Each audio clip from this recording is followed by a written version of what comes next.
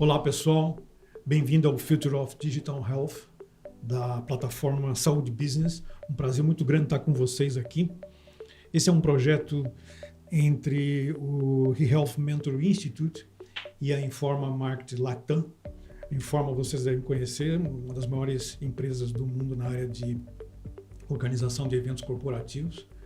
E é um prazer muito grande estar com eles aqui. Eu sou o Guilherme Hummel, eu sou host e provedor de conteúdo da nossa plataforma, que vai ficar 12 semanas até maio no ar, onde a gente só vai discutir as questões que envolvem o futuro da saúde. Eu não vou nem dizer futuro da saúde digital, porque eu já estou imaginando que tudo que for saúde vai ser digital daqui para frente. Então nós vamos discutir o futuro da saúde. Preciso agradecer muito aos nossos parceiros que nos ajudaram a compor esse projeto, que demorou 7 meses de planejamento, a DGS Brasil, que é o grupo Daedalus, o grupo Fleury, a Salesforce e a InterSystems. Sem eles a gente não conseguiria ter chegado até aqui. Me pediram para vocês darem like, se gostaram, enfim, não sei o que é isso, mas vocês, por favor, façam aí as suas obrigações de audiência, tá certo? Tudo que a gente for discutir aqui, os conteúdos que a gente for citar e analisar, projetos, seja relatórios, pesquisas, vai estar tudo lá no Content Page, que vocês têm um QR Code aí na tela que vocês podem acessar direto, ou então vocês entram pelo portal do Saúde Business, lá pelo podcast. Também vão chegar no mesmo lugar. Tudo que a gente citar aqui, capítulo por capítulo, vai estar lá. Quer dizer, é importante entender que o que nós estamos fazendo aqui é uma oficina de estudo, uma oficina de análise e antecipação do futuro. Então, é muito importante que vocês consigam obter esse material, lá tem os links todos, e façam essa dinâmica dentro das suas empresas, dentro das suas universidades, dentro das suas academias, não importa. Quer dizer, muito do que a gente vai falar aqui tem a ver com o que é devir, com o que está chegando ao Brasil e no mundo.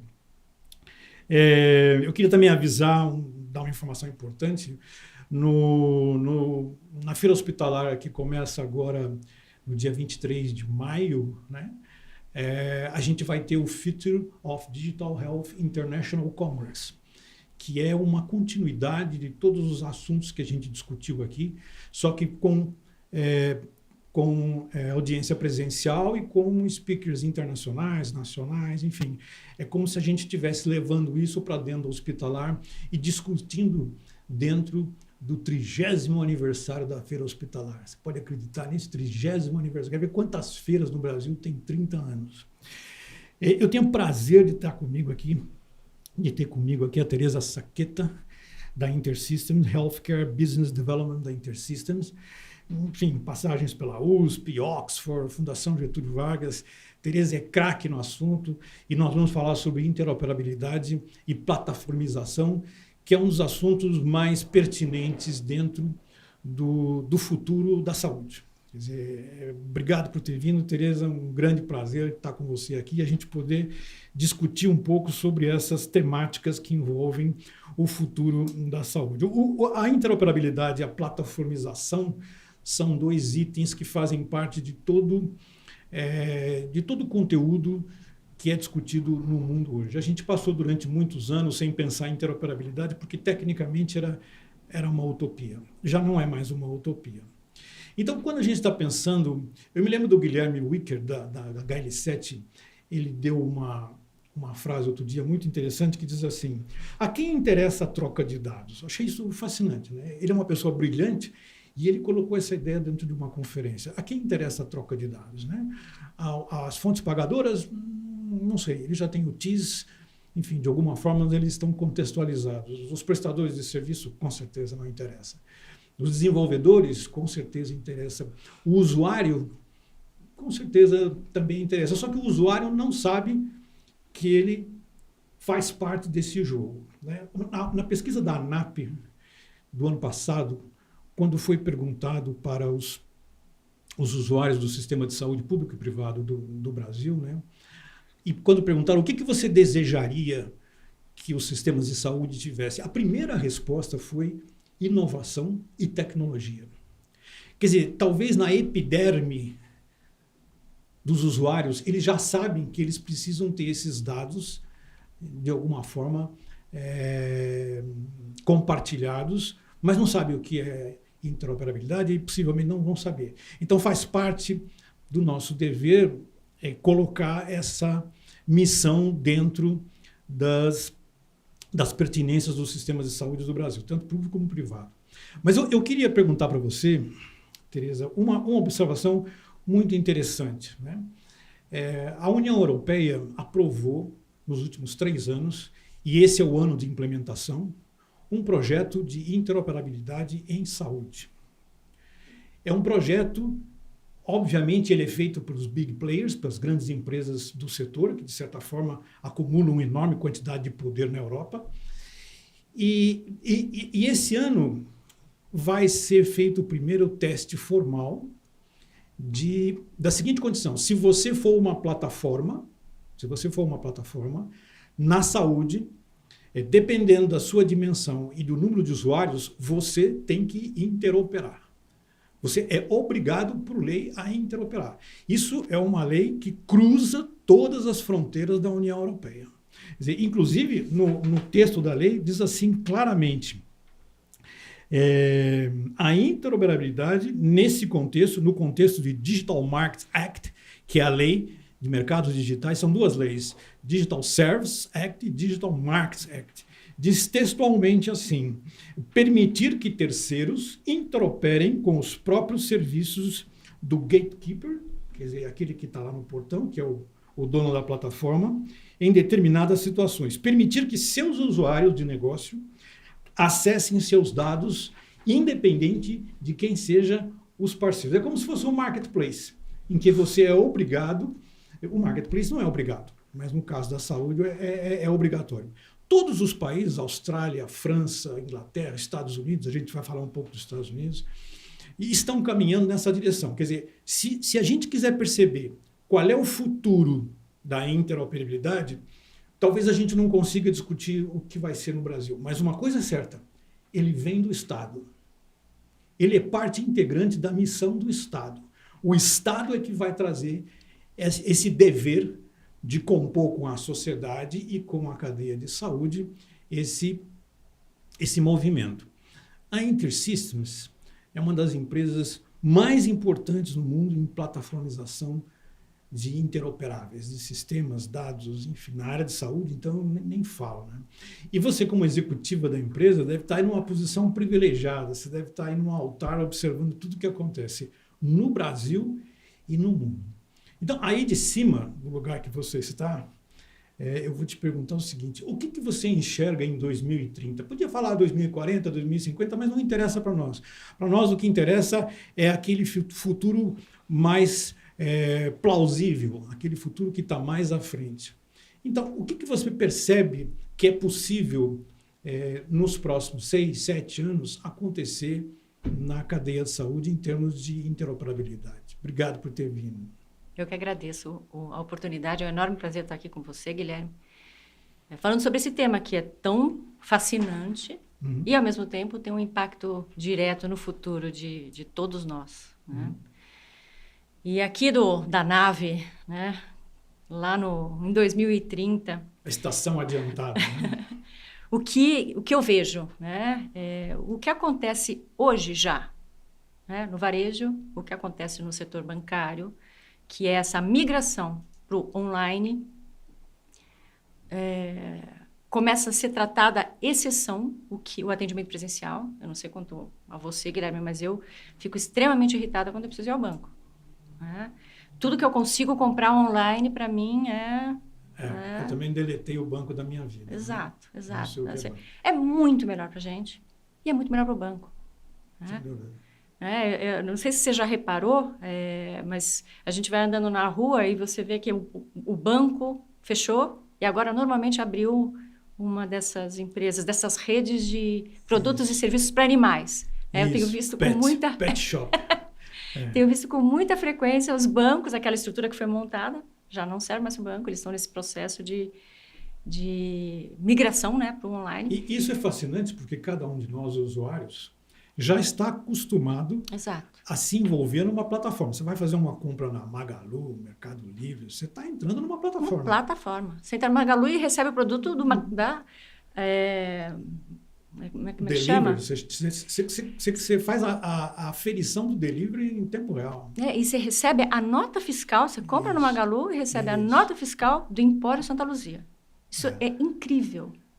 É incrível. É conceito de plataforma. Isso. Eles não são concorrentes, né? Eles estão ali. Também, enfim. Até no governo já tem e-government que é muito parecido. E é fascinante quando você, por exemplo, pensa que eu vou mandar um Pix para você e eu não tenho que esperar. Eu não tenho que pedir autorização nem para o meu e nem para o seu banco. Eu não preciso pedir autorização para o Banco Central. Então, nada disso ocorre na área de saúde. Exatamente.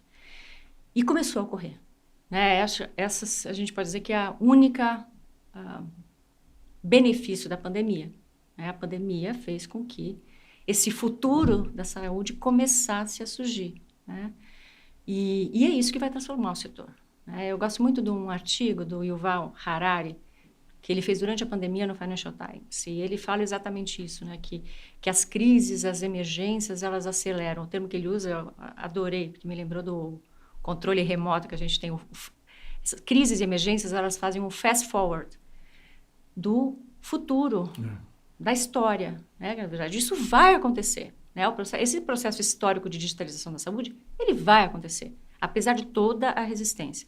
Agora, é preciso acontecer uma crise, é preciso acontecer um evento como uma pandemia para que as pessoas comecem a se mover. Sem dúvida. Né? E também a automação. Né? A automação e o uso da inteligência artificial. Acho que isso aqui a gente, em setores, inclusive, que a gente nem, enfim, no passado não pensava, né? No setor agrícola, na pecuária. Né? O que existe de automação, de uso de dados. E por que isso acontece? Eficiência na indústria. Assim, não é porque as pessoas acham bacana, acham bonito, não. Traz eficiência e permite atuar em escala. É isso que o setor da saúde precisa buscar. Assim, não tem como você resolver o problema que a gente tem na saúde hoje, né? Esses custos elevados, o aumento, o pessoal chama de inflação médica, que na verdade o Shaw até fala uma coisa muito interessante, não existe inflação médica, né? O que existe são os custos que são aumentam.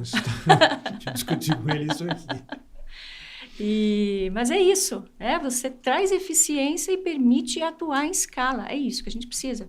Para a gente poder dar acesso a toda essa quantidade de população que não tem acesso à saúde hoje, né? Infelizmente, a única forma de fazer isso é ser muito mais eficiente do que a gente é hoje, para permitir que a gente possa atuar em escala, né? Aquilo que eu falo do 1 para 1 e 1 para N. Né? Isso é uma ideia interessante. Você podia explicar para a gente? Eu vou falar um pouquinho até mais para frente nisso, até com base em exemplos, que assim, a gente fala muito sobre isso, automação, inteligência artificial, atendimento online. Na medicina diagnóstica, isso já existe há muito tempo. Na minha experiência no Fleury,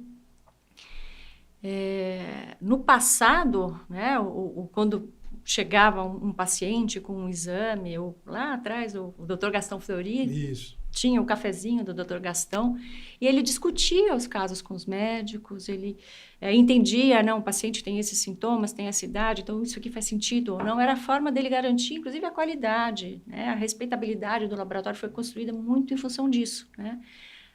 Você fazia isso muito facilmente quando você tinha centenas de pacientes por mês. Quando você tem milhares, centenas de milhares de pacientes, como que você faz isso?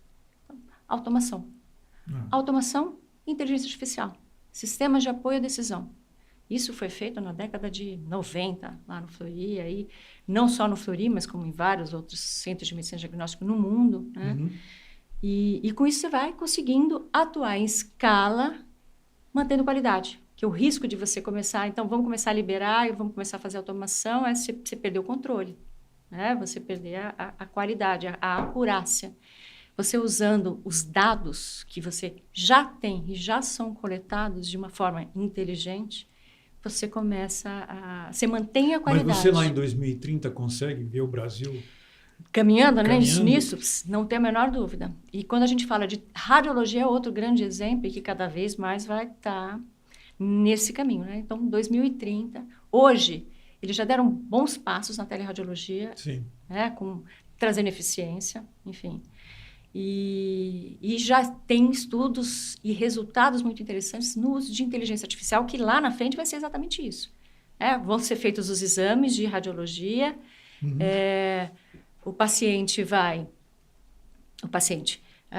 o algoritmo de inteligência artificial já vai filtrar. Esses 85% são normais. Ninguém precisa olhar. Libera automaticamente.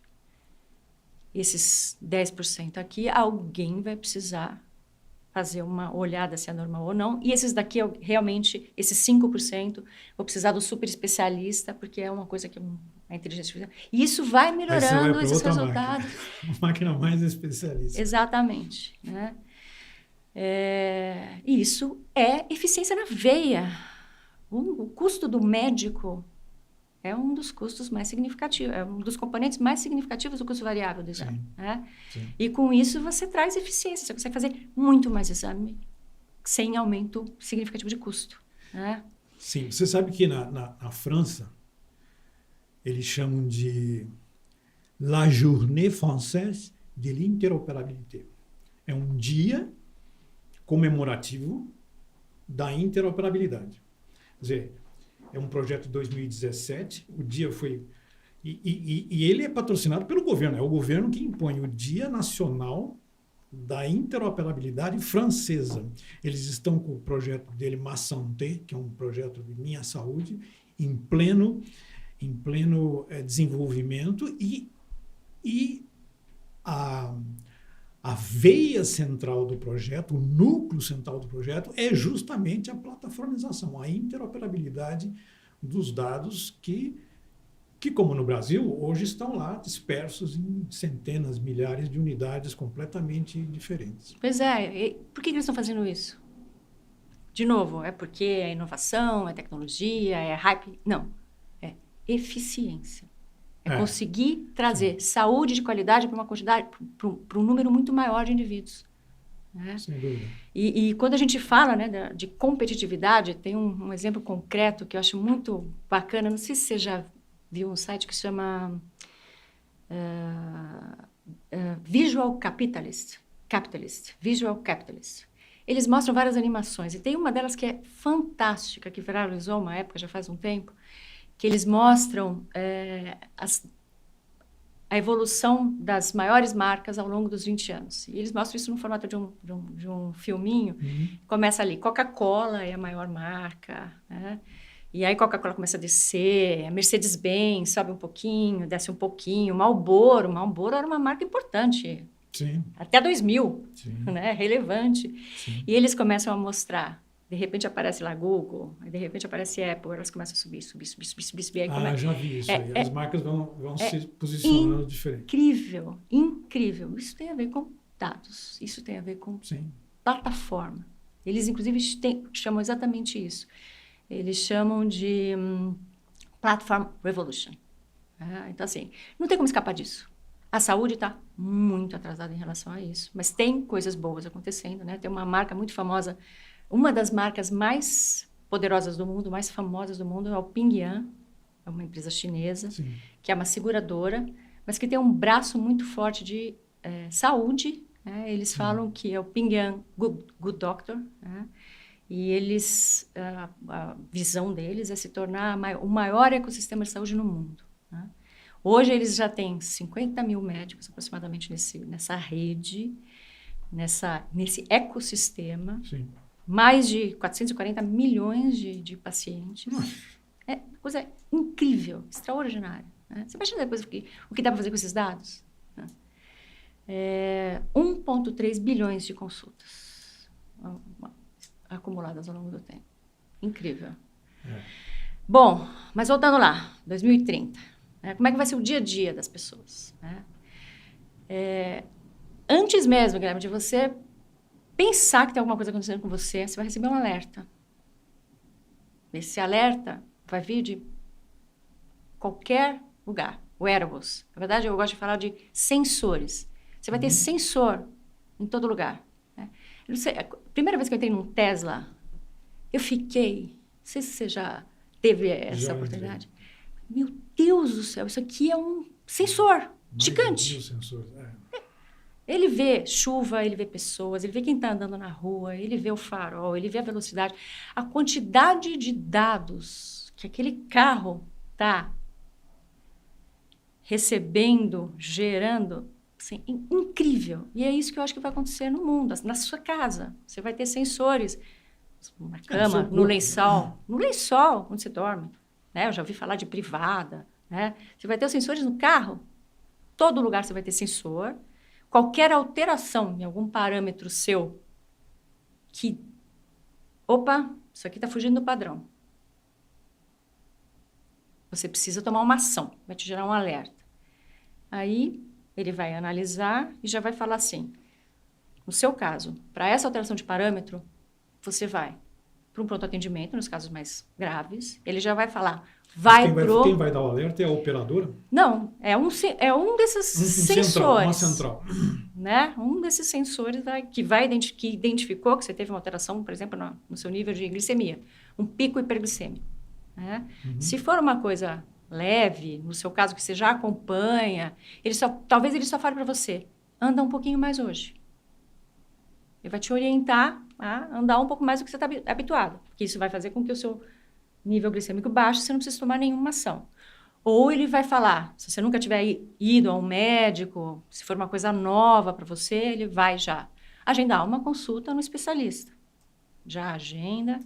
Ou então ele vai falar, bom, no seu caso, que você já é um paciente diabético, que tem determinada idade, e que isso daqui pode gerar uma consequência mais grave, vai para tal PA, ou já manda uma ambulância para te buscar, vai estar tudo conectado. Né? Quando você começa, né, se você for para o PA, ou se você for para o consultório, seus dados já vão estar lá. Inclusive na ambulância, seus dados já vão estar lá. Quem te atender já vai saber o seu histórico. Assim, isso para mim é tão fascinante. Assim, isso vai trazer tanta eficiência. Se você for para o PA, seus dados já vão estar lá, eles já vão saber o que precisa fazer, você já vai saber para que sala você vai, não vai ter fila. Né? E o que eu acho que é muito interessante aqui, a gente não está falando, né, de deshospitalização. Esse termo é um termo muito ruim de ser usado. Né? Deshospitalização. Eu acho um termo ruim usar. Dá uma impressão de que... É difícil. E eu acho que assim, dá uma impressão de que o hospital vai perder sua relevância, sua importância. Não vai. O hospital sempre vai ser muito importante. Para quem precisa. Para quem realmente necessita de um cuidado agudo, para quem realmente precisa de um tratamento de uma condição clínica complexa. Todo o resto não tem que ir para o hospital. Você, com os dados, você consegue fazer essa triagem. Essa pessoa que precisa realmente de hospital, vai para o hospital. Você, com isso, equilibra muito mais os custos na cadeia. Né? E aquela sensação, vai diminuir minha receita. Talvez no curto prazo. No médio e longo prazo, não, porque você vai conseguir dar muito mais acesso. Você vai ter muito mais gente. E, realmente, quem precisa vai poder usar. E não hoje, que quem usa, muitas vezes não precisa estar usando. Em geral tem não precisa. Muito desperdício. Então, tem muita gente que precisa e tem muito desperdício. A gente vive o pior das situações hoje. Mas isso mostra um pouco o porquê da resistência da interoperabilidade. Quer dizer, todo mundo só está pensando no curto prazo. Então, no curto prazo, as pessoas pensam... Eu também ganho, o hospital diz assim, eu também ganho quando o cara vem aqui e não precisa vir. Sim, entendeu? Mas ganha da forma que funciona contra a cadeia, contra o setor. Né? Enquanto as pessoas não entenderem isso, a gente vai ficar nesse nó. Sem dúvida. Eu tenho um exemplo aqui que vai ao encontro do que você está dizendo. A Finlândia, perguntaram para a Finlândia esta mesma questão. O que vai acontecer em 2030? E a Finlândia publicou um projeto não, já está em desenvolvimento, publicou há 3 anos atrás, chamado Foresight Finland to Treat. E esse documento, ele começa assim, olha só que curioso. Estamos em 2024. Todo documento, eu vou colocar o documento lá no content page. Se quiser ver, vá lá ver esse documento. Ele começa assim, estamos em 2024. Simo é o nome de uma pessoa. Simo 28 anos sofre de diabetes, tipo 1, desde criança. E mora lá em Rovaniemi, na Finlândia. Sempre teve que monitorar de perto seus próprios níveis de açúcar no sangue. Estamos em 2024. Ele foi convidado a participar de um estudo clínico de longo prazo. Foi equipado com um dispositivo de pâncreas, que pode ser programado com base em informações sanguíneas, inteligência artificial, obtidas através de várias fontes, mas tudo isso passa por machine learning. O dispositivo tornou-se parte da vida de Simo. Simo é um cara real, Simo existe lá, tá? Regulando automaticamente os seus níveis de insulina. Em 2027, Simo voltou a visitar seus amigos na Espanha. Outrora ele viajava, mas depois que a diabetes se agravou, ele nunca mais pôde viajar. E o medo, é claro, se ele tivesse alguma coisa na Espanha, ninguém tem os dados dele, ninguém tem nada, ninguém sabe. Ainda mais a língua que ele fala, ninguém tem condição de entender. Em 2025, porém, entra em vigor a legislação da União Europeia, essa que eu falei antes, sobre o chamado Digital Market, quer dizer, o mercado digital totalmente interoperável. Nos anos seguintes, todos os sistemas nacionais europeus se adequaram à lei. Os profissionais de saúde espanhóis, em 2027, já podiam acessar dados eletrônicos de Simo em qualquer lugar da Espanha.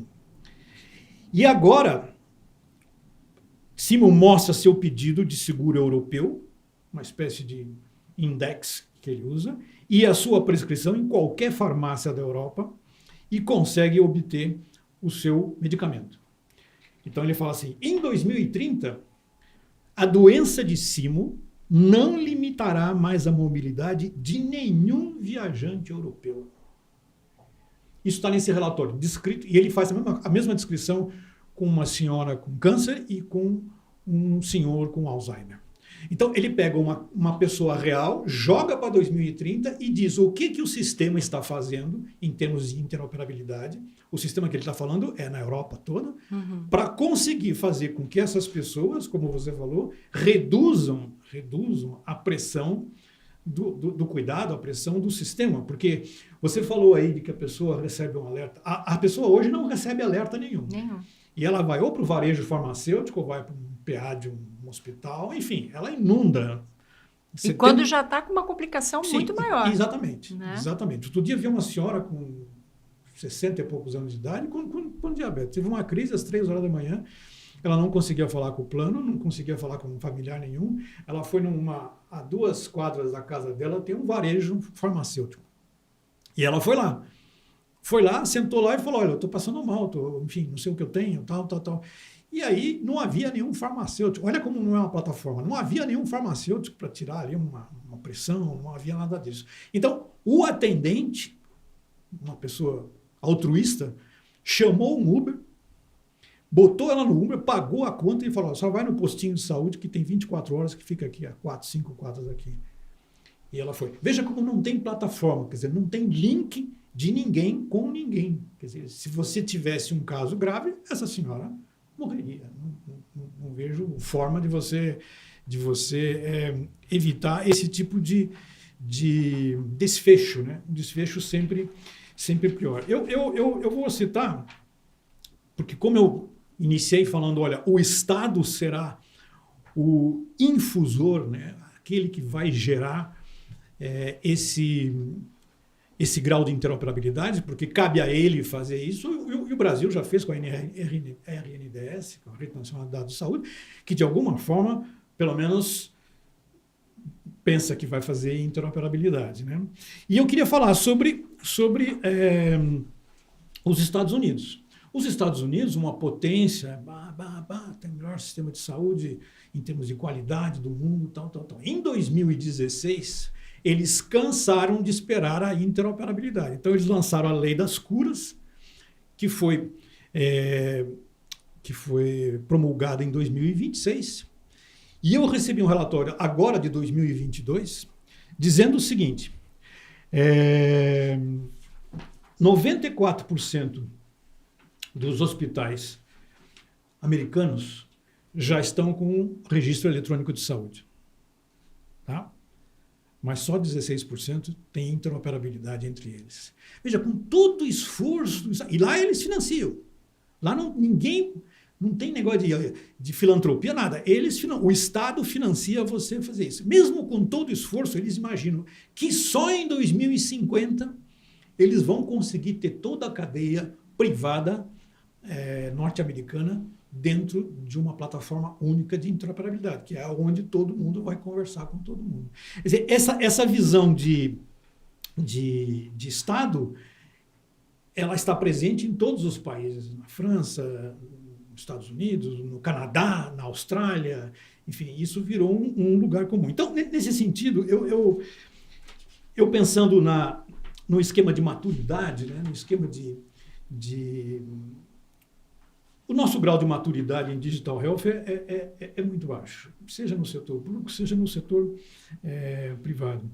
E eu tinha separado aqui uma pergunta para você, que é no sentido de o que você acha, qual é o grau de maturidade que você acha que é necessário para estar nesse futuro que, por exemplo, 16% das unidades assistenciais norte-americanas já estão, ou como acontece na França, ou como acontece no Reino Unido. É claro que eles estão a caminho, mas nós estamos muito atrás disso.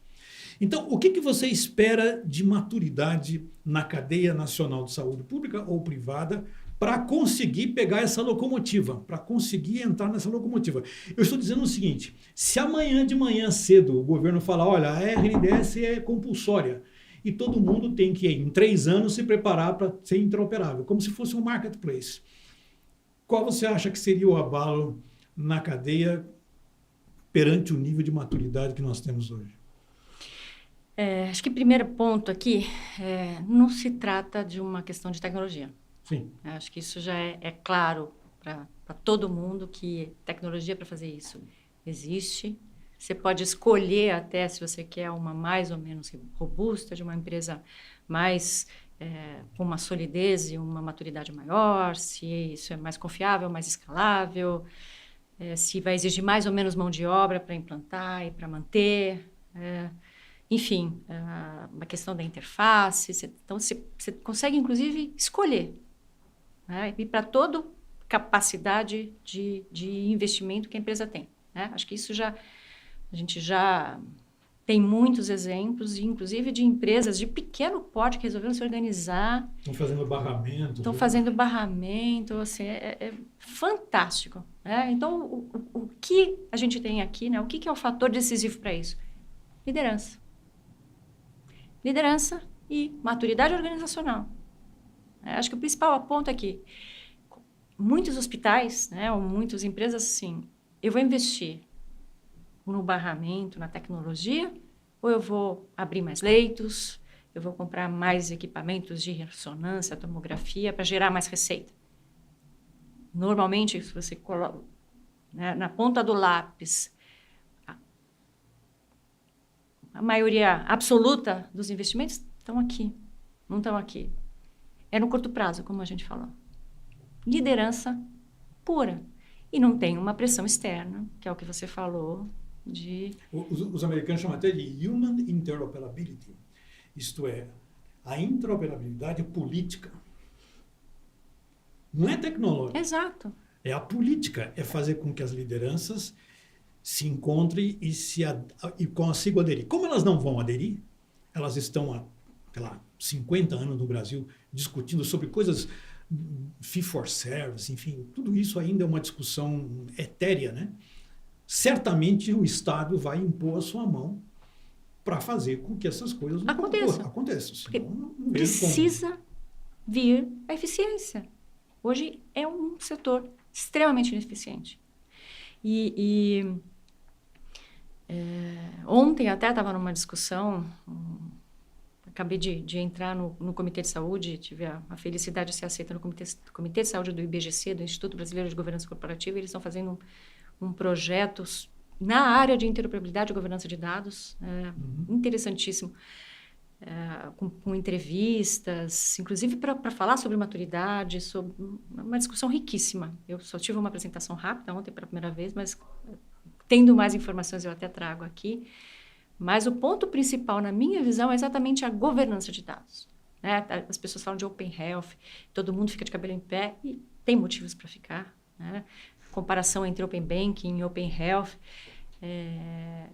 a governança dos dados é o que para mim é absolutamente fundamental. A gente precisa discutir que dados podem ser compartilhados, entre quem, com qual objetivo.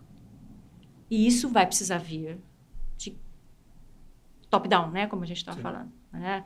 Não adianta querer que cada player individualmente, porque cada um vai defender o seu interesse.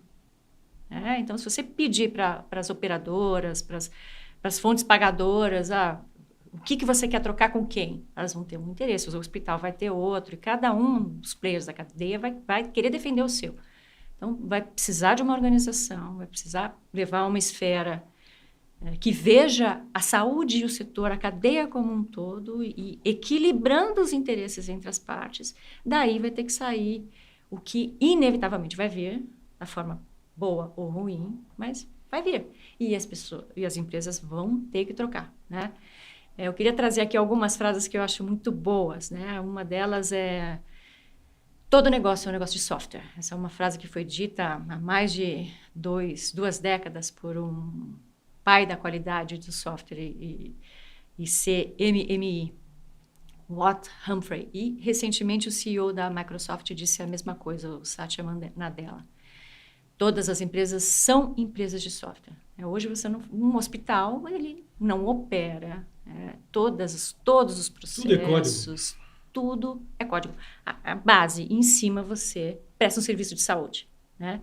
E a mesma coisa vale para todos os setores. Né? Então, isso aí precisa estar muito claro para todo mundo. Né? E a gente tem um problema nas lideranças atuais, que elas não entendem de tecnologia. Né? Então, tem todo um preparo, uma capacitação que essas pessoas vão ter que passar nesse momento, nesse sentido de entender. É difícil se você não entende, se você não compreende, você tomar decisão em cima disso. Né?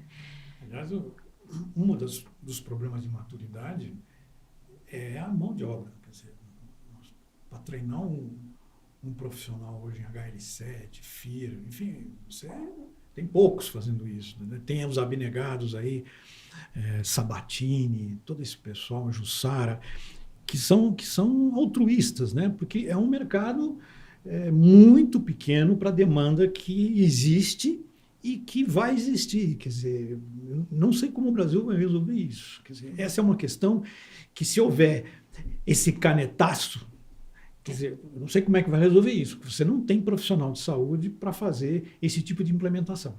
Não estou nem falando em pesquisa, estou falando da implementação mais básica possível. Vocês devem sofrer isso lá também. Quer dizer, o Brasil tem uma mão de obra raríssima em protocolos de comunicação na área de saúde.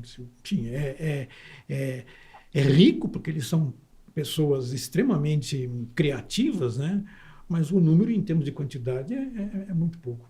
Sim, sim. Mas é uma questão de surgir a demanda.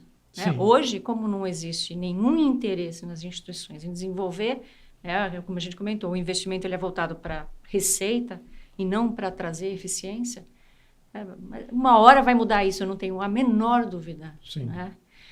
E a segunda frase, que eu acho que tem a ver com isso que a gente está falando, é de Kotter, né? Que é um professor da Harvard Business School, talvez a maior autoridade no mundo sobre liderança e mudança. Né? E ele fala que as empresas hoje elas querem mudar, mas usando os mesmos frameworks, os mesmos modelos para enfrentar essa revolução atual que a gente vive, que é uma revolução digital. Né? Podemos chamar dessa forma, tem vários nomes, mas é isso. Né? Revolução de dados, elas estão querendo usar as mesmas ferramentas do passado. Né? Então, enquanto não houver essa mudança no mindset, né? Estou buscando uma palavra melhor, mas enfim, sim, é isso das mesmo. Lideranças... do establishment. Né? Exato. Né? Eles vão ficar tentando e não vai avançar. Né? E é aquilo que a gente falou de competitividade. Né? As lideranças que estão nos assistindo sabem que eu tenho o maior respeito por todos, né? Mas descrédito. Não é descrédito na sua capacidade de ser líder, não. É descrédito de compor negociações, arranjos com a cadeia. Eu vejo isso muito pouco acontecer, e inclusive internamente, dentro de grandes grupos, eu não vejo isso acontecer. E então, vocês terão que se movimentar em função das regras que o Estado vai ter que aplicar. Você não vai resolver o problema do SUS sem interoperabilidade. Não adianta inventar mais recurso, mais fórmulas de gestão. Quer dizer, você não pode ter um programa da família com essa legião de assistentes, né, do programa da família de primary care, se você não tiver interoperabilidade. As pessoas ainda estão fazendo fichamento à mão. Quer dizer, isso não tem nenhum sentido, não tem nenhum nexo. E se gasta muito mais com isso do que se você tiver uma plataforma de interoperabilidade. Exatamente. E que essa pessoa nem precisa ir lá. Quer dizer, ela pode acessar a família que está lá sob controle dela através do seu celular. Quer dizer, e isso não tem sentido. Só para dar uma explicação razoável, para não parecer que a gente em algum momento não foi um pouquinho didático. Quando a gente está falando em plataforma, a gente está falando em camada, né? Tem muita gente que não entende o problema da plataforma. Então, assim, nós estamos falando em camadas. Camada de infraestrutura, como a gente citou aqui, acho que na primeira sessão, ou segunda sessão, nós citamos isso. A camada de infraestrutura, a camada de governança da infraestrutura, a camada dos aplicativos. Enfim, você vai criando um conjunto de camadas e que depois se concentram tudo num nível de plataformização, onde as empresas, através de APIs ou através de, não importa como, elas vão acessar a sua plataforma. Como acontece hoje nos marketplaces. Quer dizer, você vai fazer esse contingente. Então, hoje, não adianta você pensar que tem interoperabilidade porque você está com o hospital ligado num laboratório. Isso não é nada, tá certo? Isso aí não é nada. Não sai contando vantagem sobre isso, que isso não é nada. Quer dizer, você só tem plataforma quando você tem as camadas integradas. Ok? Deixa eu fazer aqui mais uma observação que... no fundo, a gente está falando sobre quando o próprio Guilherme Wicker diz assim, mas a quem interessa a troca de dados, né? A resposta, para mim, é clara, né? Que é o usuário. No final, o paciente é aquele que não sabe que isso é importante para ele, porque ele não tem nenhuma formação técnica, enfim. E interoperabilidade é uma palavra difícil de entender, difícil de você manifestar, mas é ele o principal, como você deu os exemplos que você deu, quer dizer, ele é o principal núcleo para você conquistar... Viabilizador. É o viabilizador. Quer dizer, se ele não conseguir fazer isso... Então, a cadeia de saúde, quando inflada a utilizar uma regulação, uma legislação de interoperabilidade, ela põe o paciente no centro. Que é o que a gente não vê. O paciente está isolado, está num canto qualquer, ele não é o centro de nada, nada. Então, você põe o paciente no centro, quer dizer, tudo o que você vai fazer é pensando no paciente. Como é que vocês tratam a participação do paciente dentro de um projeto de interoperabilidade? Como é que você convence que isso faz parte do modus operandi de uma plataforma? O paciente está distante disso, é o que você falou. Sem dúvida. Né? O que acontece hoje, que é uma etapa muito, muito, muito preliminar, a gente precisa pedir o consentimento dele. Até LGPD, né, e no mundo inteiro. Né, o GDPR lá na Europa. Então, essa é a forma que hoje... Ele passa o dia autorizando. Né? Ele entra em qualquer site e pergunta assim, você deixou colocar cookies? Sim. Agora, quando ele chega no movimento da saúde, ele fala, não, saúde eu... E até é um dado que é muito mais sensível. Sim, claro. Né? Claro. E isso que você está falando é muito interessante, né? Porque eu vejo algumas pessoas com medo de inteligência artificial, aquela ideia da máquina que se volta contra o homem, Avatar, né? Aqueles filmes de ficção científica. Eu não tenho medo nenhum da inteligência artificial, até porque eu sou daquelas pessoas que acham que a inteligência artificial ela é feita por nós. Ela é feita com... né? Tem até um artigo, eu falo que a inteligência artificial é demasiadamente humana. Né? Porque o que alimenta a inteligência artificial, tudo que está lá são os dados que a gente criou, que a gente alimentou. Né? Então, assim, tem todos os vieses, né? Se você não trabalha em cima da inteligência artificial, você vai continuar repetindo o nosso passado infinitamente. Né? Tem alguns exemplos interessantes de empresas que usam a inteligência artificial para seleção de candidato e você continua priorizando o homem branco, meia-idade, formado em instituições XPTO, porque foi assim que sempre foi feito, né? Então, a inteligência artificial vai repetir o nosso passado se a gente não atuar em cima dela, né? Quem eu tenho medo? Eu tenho muito medo ou preocupação com o que pode ser feito por empresas como Google, Apple. Eles têm... Empowerment. Eles conhecem, né?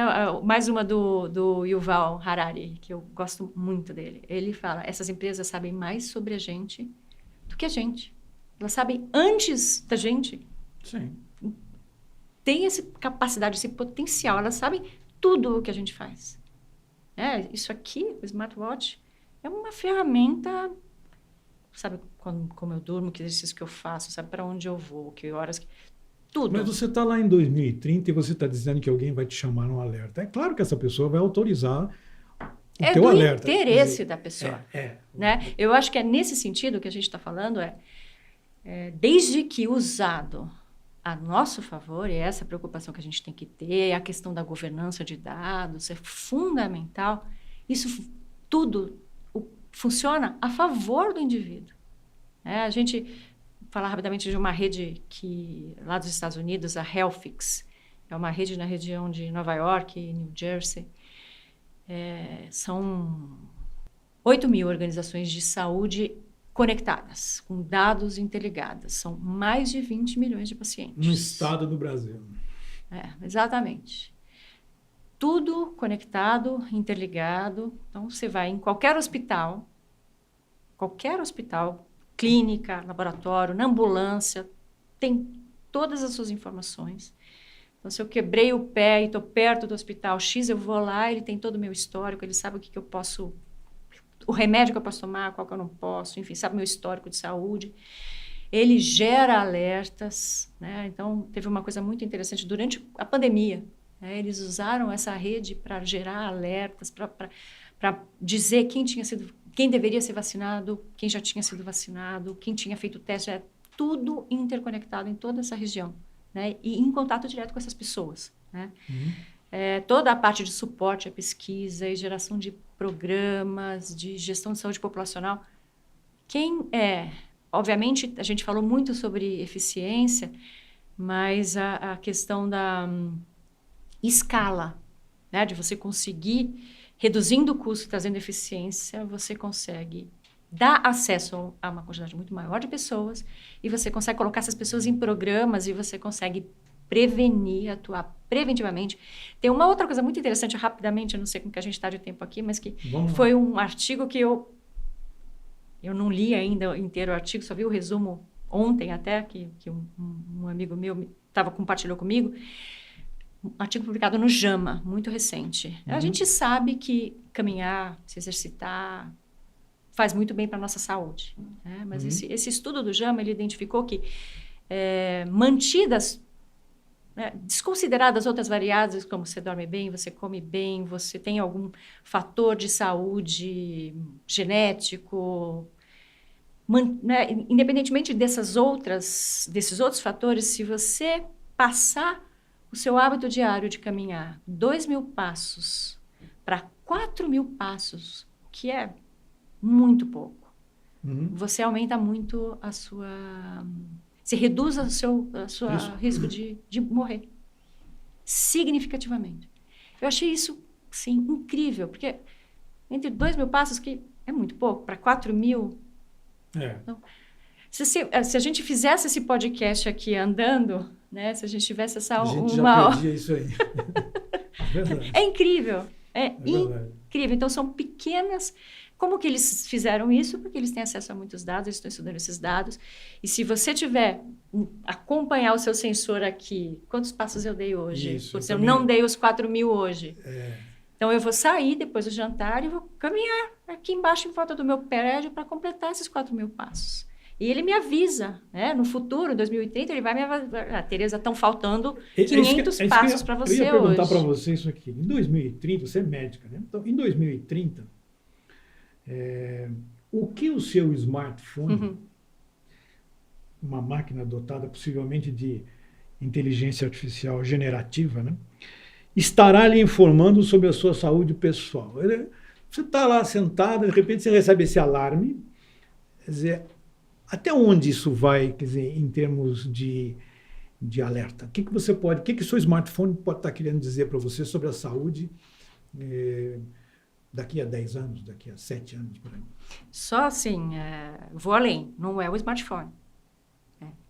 Sua roupa. Sim, sim. Na hora que você senta no carro, Sim. esses sensores, eles vão estar espalhados, né? O remédio, né? Enfim. Sensores em todos os lugares. Sim. Eles todos vão te coletar dados. Né? Então, outro dia eu vi tem uma grande preocupação se o idoso toma ou não remédio. Né? Ele esquece de tomar. Toma pouco. Né? Então, tem empresas criando, por meio de inteligência artificial, né? Você coloca ali uma câmera e filma você tomando o remédio, ele identifica que a cor do remédio, o tamanho do remédio, aquele remédio você deveria estar tomando ou não, e dá baixa automaticamente nesse remédio. Então, assim, sensores por todos os lugares, eles vão controlar, monitorar o que você está fazendo. O dia mais com 5G inteiro. Vão combinar isso com o seu histórico, com seus dados de saúde, vai estar tudo isso conectado com farmácia, é o tal do Big Brother, só que a seu favor, né? Hoje, realmente, eu sei que eu tenho que dormir melhor, isso aqui me avisa se eu estou dormindo bem ou não. Eu sei que eu preciso caminhar, né? A recomendação é 8.000 passos por dia, eu me esforço para... Isso hoje, que é básico isso, né? É básico. Não, e é isso que eu falo que me assusta um pouco, né? Porque a Apple, ela sabe tudo sobre a minha vida. Ela sabe se eu tenho um desequilíbrio para andar entre uma perna e outra. E fala que isso vai aumentar o meu risco. Então, assim, o potencial disso daqui é extraordinário. E eu falo que eu tenho uma preocupação e um medo, mas, por outro lado, isso é absolutamente fundamental para mim como indivíduo. Né? E hoje eu cuido muito mais da minha saúde. Outro item muito interessante, respiração. Isso. Se você para respirar algumas vezes durante o dia, ou se você pratica, né, tem alguns tipos de yoga, né, isso para a sua saúde, assim, você não faz ideia para a qualidade de vida. Né? Então, o equilíbrio entre diferentes fatores... e é muito interessante que eu comecei a prestar muito mais atenção nisso depois da pandemia. Né? Você deu uma parada no tempo, né, durante a pandemia. Sim, a pandemia foi um catalisador da nossa vida com nosso ego, relacionamento da gente com a gente. Claro, né? Claro. Eu comecei a prestar muito mais atenção na minha alimentação, no meu sono, nas minhas relações interpessoais, que é outro componente importantíssimo. Né? Há uma ideia que eu queria deixar para eles pensarem, né? Sobre tudo isso que nós falamos, inclusive sobre essa última parte que a Teresa falou, né? Que eu chamo de futuro possível, plausível e preferível. Guarda isso aí na sua mente. Futuro possível, plausível e preferível. Então, a Teresa falou assim, olha, você consegue reduzir sinistro, agora eu vou falar na linguagem de vocês, você consegue reduzir sinistro se você projeta um futuro plausível e preferível. Quer dizer, você tem que fazer um novo pacto com o paciente, dizendo para ele, olha, eu tenho os seus dados e você tem problemas que encarecem o meu serviço. Quer dizer, independente se você está no setor público ou no setor privado, vamos pactuar uma nova relação, já que a pandemia trouxe o autocuidado para a superfície, né? Isolamento social é autocuidado, quer dizer, usar máscara é autocuidado. Então, no fundo, o que vocês precisam é acessar esse futuro preferível. O futuro preferível, ele é uma conjunção daquele que é possível e plausível. Plausível tem a ver com a sua emergência. Tudo que nós falamos aqui tem a ver com a nossa emergência. Quer dizer, não é futurismo, não é futurologia, não estamos falando daqui a 100 anos, nós estamos falando daquilo que é perfeitamente factível, plausível e preferível. Se você não estuda o futuro e se você não se integra nesse futuro, você terá um futuro que não é preferível. Ele vai contra você, ele vai contrário a você. Há um estudo que eu vou deixar no nosso... A gente está no finalzinho, Tereza. Eu vou deixar no nosso content page sobre Portugal. Portugal fez um estudo muito parecido com o da Finlândia. Até por causa do problema da nova legislação da União Europeia, eles fizeram um estudo que eles chamaram de Portugal Foresight 2030, a plataformização. É um estudo enorme e é muito mais bem feito do que o estudo finlandês. Né? E veja, Portugal, olha só a cena de Portugal. Se você acha que nós estamos ruins, veja Portugal. Portugal é uma coisa desse tamanho. Até meados do século XXI, agora, a população com 85 anos ou mais triplicará. Pensa nisso. Os maiores de 65 anos duplicarão. E os jovens serão menos de 26% da população. Não estou nem falando sobre o aspecto de segurança previdenciária. Isso aí, então, nem falo, né? E a população ativa e contributiva será somente de 33% da população. Quer dizer, como é que você cria um sistema público de saúde com esse perfil aqui? Você quer saber como? Vá ler o relatório. Vai estar lá no content page. E lá você vai ver como eles estão desenvolvendo há uma década, né? Um grande... E o que vai ser entregue em 2030? O que Portugal vai entregar em 2030? Aí você vê os milestones do que está sendo entregue, do que está sendo feito. Quer dizer, Portugal aceita, Finlândia também, e toda a União Europeia, a ideia de um futuro possível, plausível e preferível. Tereza, muito obrigado. Um grande beijo a você. Também agradeço aos nossos parceiros nesse projeto, a DGS Brasil, do Grupo Daedalus, a InterSystems, a Salesforce e o Grupo Fleury. Obrigado a vocês.